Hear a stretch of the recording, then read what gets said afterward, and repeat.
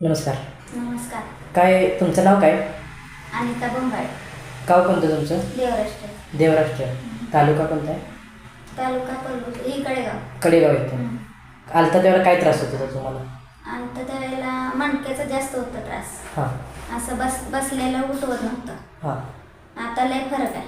आता काय काय फरक पडतोय? आता जेवण ही सगळं व्यवस्थित आहे.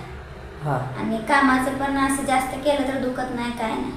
आलता त्यावेळेला म्हणजे किती तुम्हाला त्रास होत होता, म्हणजे कितपत होता एकदम? तुम्ही औषध वगैरे केलं वगैरे सांगितलं तुम्ही, किती त्रास होता? म्हणजे जास्तच त्रास होता त्याचा. म्हणजे उठायला येत नव्हतं? बसलेलं जागा लवकर उठायला नव्हतं, हातापायातनं मुंग्या.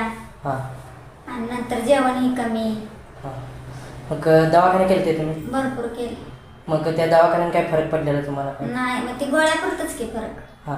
आता तुम्ही आता गेल्या वेळेस तर तुम्हाला काय इथं ट्रीटमेंट दिली, तर तुम्हाला इंजेक्शन वगैरे काय दिलं का? नाही. तरी किती फरक वाटला इथनं जाताना थेरपी करून गेल्यानंतर तुम्हाला? भरपूर फरक वाटला. आणि आता 2 दिवसाला गोळ्या नाहीत खायला. हां. तरी पण काय वाटलेलं नाही. हां, म्हणजे त्या दिवशी तुम्हाला गोळ्या दिल्या का तुम्हाला, म्हणजे आलते त्या ट्रीटमेंटच्या वेळेला काय? हां, दिले.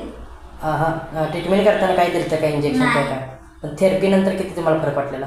भरपूर फरक. जरा म्हणजे असं लाल झालेलं पाठीमागं, हां. ते नंतर झालं की. हां, पण दुखायचं किती फरक आलता बिना गोळ्यांचं इथं?